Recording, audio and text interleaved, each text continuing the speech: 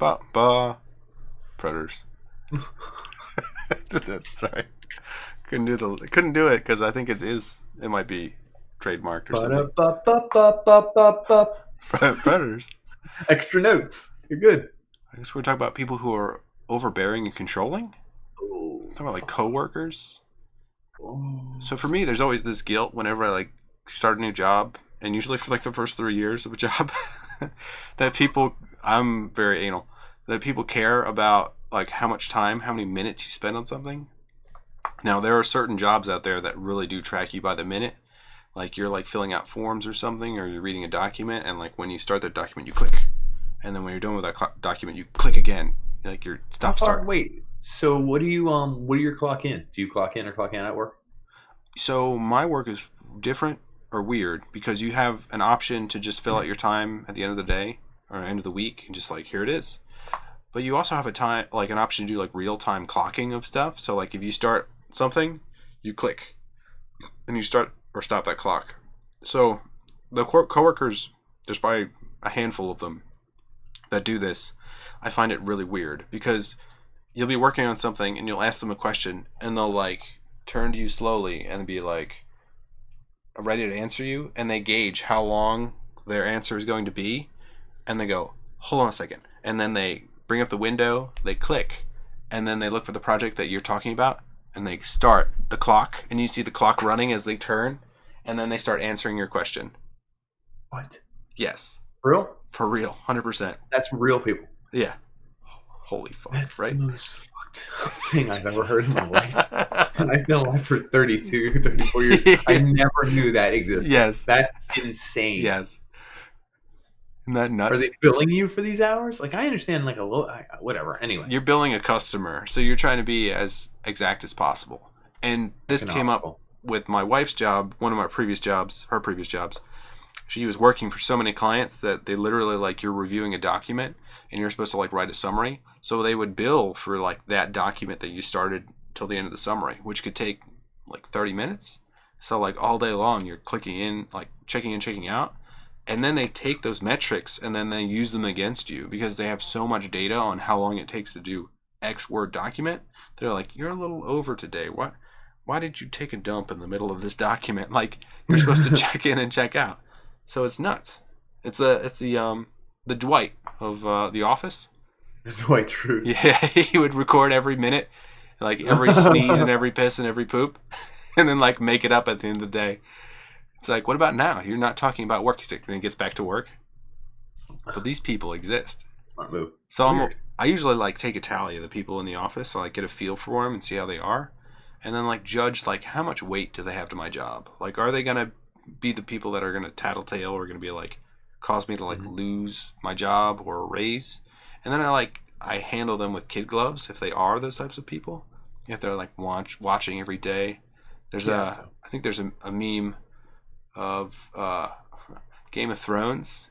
You know that scene where Jaime pulls into Winterfell, gets off his horse, looks around, and then Bran is sitting there. Bran is creeping on him. Yeah, it's that guy that sits by the toilet, and the third time you take a dump during the day, you walk out, you look around, you think you're good, and then there's that guy just like taking a tally. Writing some things down. Just nothing I'm much. just going to pass this note to your boss to make sure he knows. So that drives me nuts. That's that every minute of my day is watched.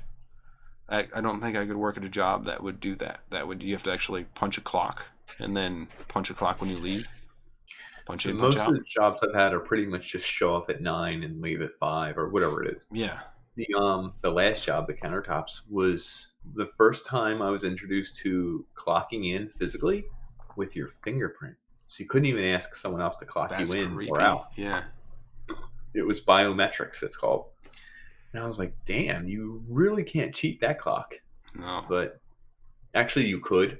What it is if you left at like 4:40 one day when you're supposed to leave at 5, you would not clock out purposely and then email the what's her name and be like, correct my hours. Oh, I forgot to do whatchamacallit. Can you make sure I clock out at 5? And she'd be like, is that when you're working too? You'd be like, yeah, definitely. You couldn't do it for like half an hour, but like 5 minutes. What's she gonna do? Go to the camera system and be like, he was leaving at 55. You know what I mean? This freaks me out. Is like in the future, because they could have AI that could track facial you. recognition. It would just be like tracking you all the time at work. It'd be like you got here at 9:02 and left at like 4:48, but you said you worked 8 hours. It's like, oh, time to leave this job. Yeah, I don't know, dude. I don't think I could do that much.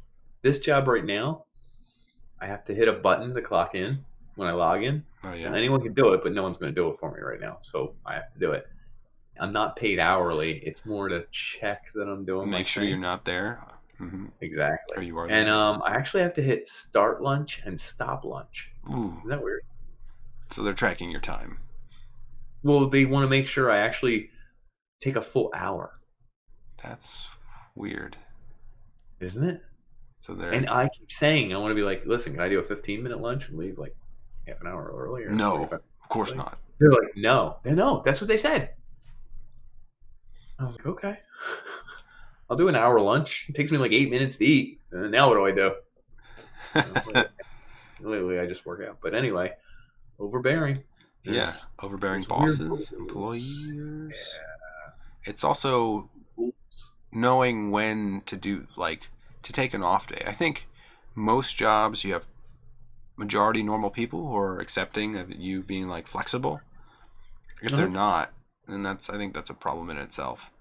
I do know of employees that got fired for saying they were at work when they weren't, but they didn't know when to take their spots. Right. That's being pretty damn bold. There's like outright boldly lying to your company and trying to get money from it and like scheming when there's probably evidence everywhere. Like not being there. Yeah.